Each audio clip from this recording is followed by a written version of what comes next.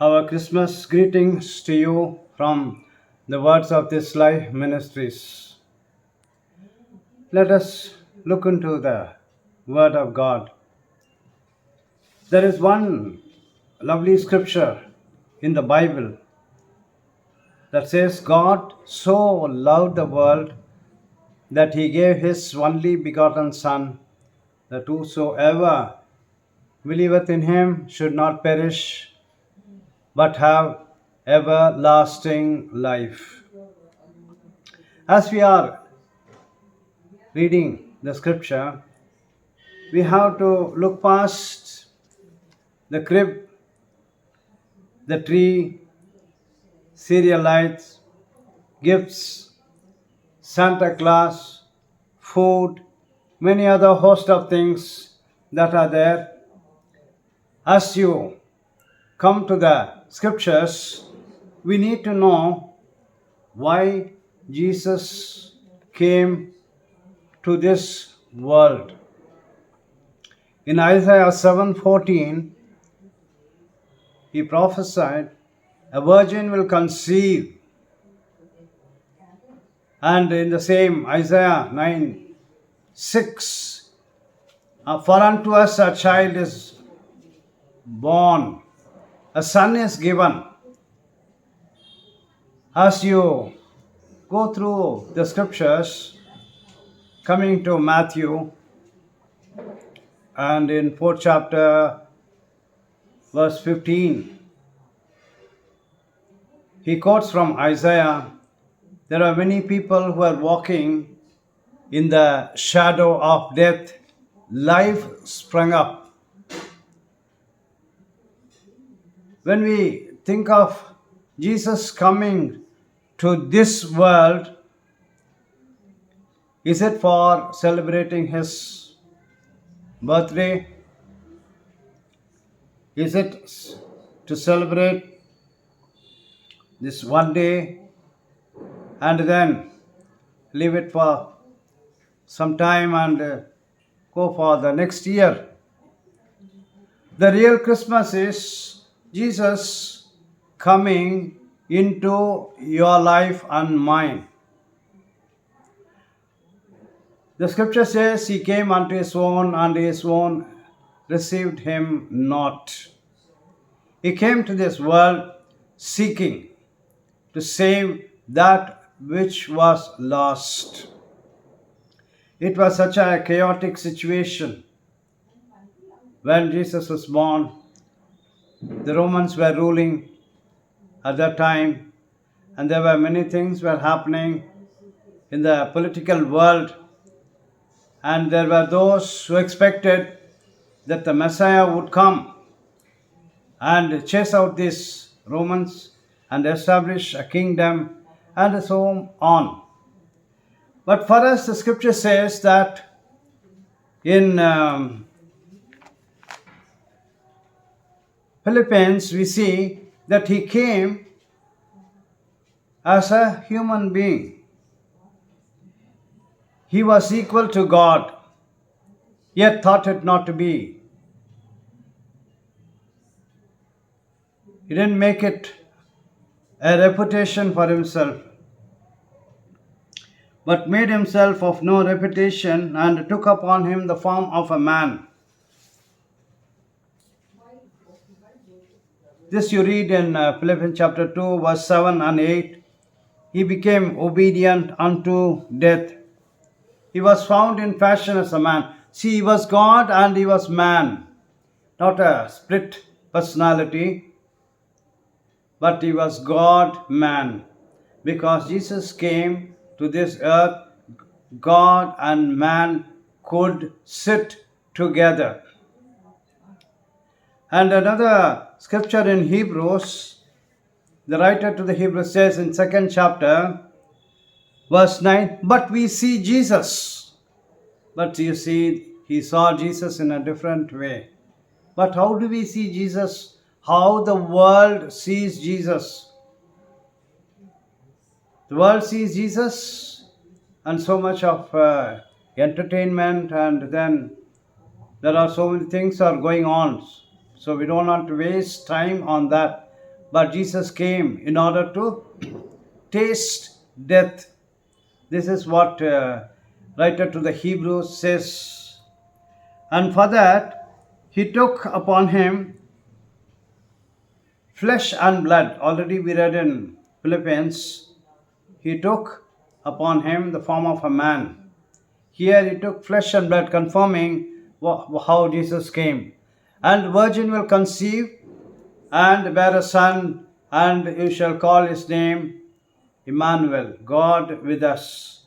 So Jesus came in order to be with us.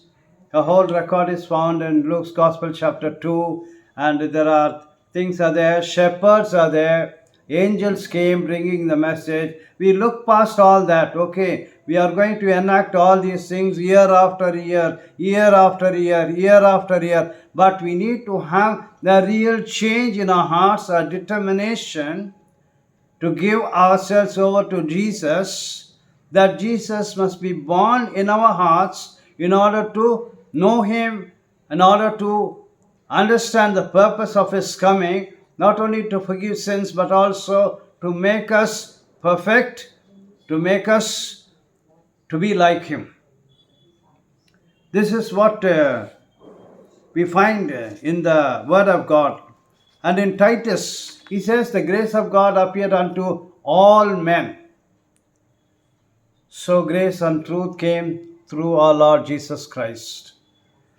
Now there is no end to celebration. There is nothing wrong in celebrating Jesus' birth. But unfortunately, we celebrate His birth and we put on new clothes. We celebrate His birth, we make big food at home and we enjoy it. And we do all sorts of activities. These days, many activities are happening. But one thing we need to know, that we need to be an ardent follower of Jesus Christ. Is it happening to you? Jesus came, he said, that he came to destroy the works of the devil. 1 John chapter 3 verse 8. John chapter 10 verse 10. I am come that they might have life, that they might have life much more abundantly. So this is the reason Jesus came to this earth. And you find him that he was traveling from village to village, and sometimes he met individuals, sometimes he met group of people. There are many examples that we can give. He healed them and they were touched and he forgave people. The same Jesus is forgiving people today. Now, we are not going to forget in these festivities what he came for. He came to forgive us. The message today from us, from the words of this ministry is, he came to save you, whoever is listening to the word of God. If you have not given your heart to Jesus, time that you give your heart to Jesus. Perhaps you heard about him. Perhaps you go to church and there are 3 days in a year people go to church. Normally it is said New Year, Easter Sunday, or the Resurrection Day, and Christmas Day. The rest of the days, they are not important. They go or they don't go, it doesn't matter. But these 3 days they go because it has become a ritual. Following Jesus become a ritual to many people. And there is the life which Jesus gave for us on the cross. Please remember, he is not in the crib. You go to crib, you cannot get saved. You can have a crib at home, it's not going to help you. You can have beautiful there. It may be a good artwork or a good piece of work in the house. And you can put nice serial lights and it looks good. Everything is good. But our hearts cannot be empty without Jesus. That Jesus must be born in our hearts. He was born in the world. Is he born in your heart? Jesus clearly said, you must be born again. We are born from a mother's womb. Now you must be born into the kingdom of God. Jesus must be born in your heart. For that reason only he came. When he came, he gave his life for us. This is the most important part we are coming to. He took upon himself the form of a man. Consider God in the person of Jesus coming to you, to this earth, as a human being, suffering, taking upon himself all the sin of the world, dying for us on the cross. He didn't stop there, but he rose again on the third day. This is not just an Easter message. Easter message stops with that. He rose again, fine, and you don't forget about it. But you need to be born again. He died for you. He rose again for you. He came for you. This is the message that the words of this life message, the ministry is giving it to you today. If you are a person I'm not decided, or on the border of decision, or you have been contemplating Jesus, sometime wanting to believe, sometime don't wanting to believe, maybe born in a Christian family and trying to find imperfect Christians and finding so many imperfect things that are going on in the Christian world, that you may think, I don't want this Jesus, this much is enough for me, I don't want to go any further. That's not it. You need to be born again. There's no alternative for that. There's no second thinking. There's no second opinion. You need to give your heart to the Lord. He will perfect you. Don't look around what is happening. Don't look at people. Everybody is imperfect. But Jesus will make you perfect, and then you need to be born again. I'm saying it again and again because he came, he tasted death for you and for me. He tasted death. Why should he come to taste death? He can't do something else and then just go away. No. He came so that he can be touched with the feelings of our infirmities. Isaiah, who said that a virgin will conceive and bear a son, his name shall be called Emmanuel. Same Isaiah quotes in chapter 53, he poured his soul an offering for sin. All we like sheep have gone astray. The world is going astray. Even the non-Christians celebrating Christmas, they don't know what. And there are many Christians celebrating Christmas, they don't know what. Maybe new clothes, food, and there are different particular eats they are making in this season. They don't make it any other time. Ask them to make in some other time what they are making now. They are not going to make because they are making only now. That is not it. But this is the purpose of Jesus coming to this earth is to save you. To save you. He saved Zacchaeus. He healed people. There are many. Jesus touched their lives. He wants to touch your life today. And there are steps to know the Lord Jesus. Lord Jesus, come into my heart. I receive you into my life. Long time I postponed this decision. I haven't given fully myself to you, but I come to you. I give my heart to you. Forgive my sins. Wash me and cleanse me. This is a real Christmas message. Make me whole. I want to be your child. Perfect me and guide me. This is a real message. Would you do that right now before Him? Not to please me, not to please man, not to please anybody, but to please Jesus. He came seeking. He left those 99 and one last sheep. Is that you, the last sheep, Jesus is coming after through this message. Sometimes you could be a Christian, accepted Jesus, and then you gone lukewarm. You are on fire for God at one time, but now you have gone so lukewarm. If you are lukewarm, in Revelation you read, I'll spew you out. Either you be cold or you be warm. And in another place in Revelation, as we read, that you left your first love. So there are different occasions where things happen, where our interest takes place in different things, but not in the things of God, and then you become switch off to God. Once you were so alert, and then it is nice feeling to be with the people in the fellowship wherever you are, but Christ is not in your life, then you begin to be an empty person. You can have everything in this world, but if Christ is not there in your life, you become an empty person. May Christ fill your life. That is what Colossians 1:27 it says, Christ in you, the hope of glory. Ichabod.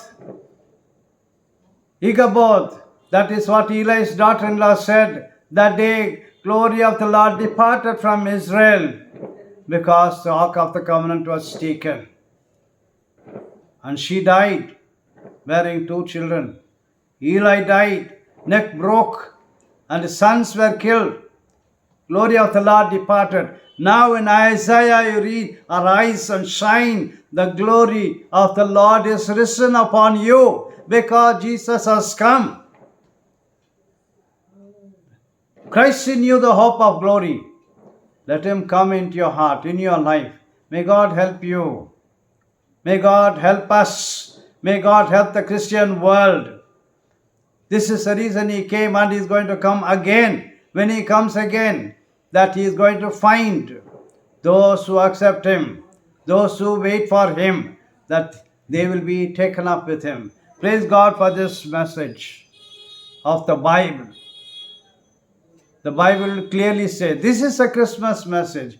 He came to seek and to save that which was lost. Bible clearly says all have sinned and come short of the glory of God.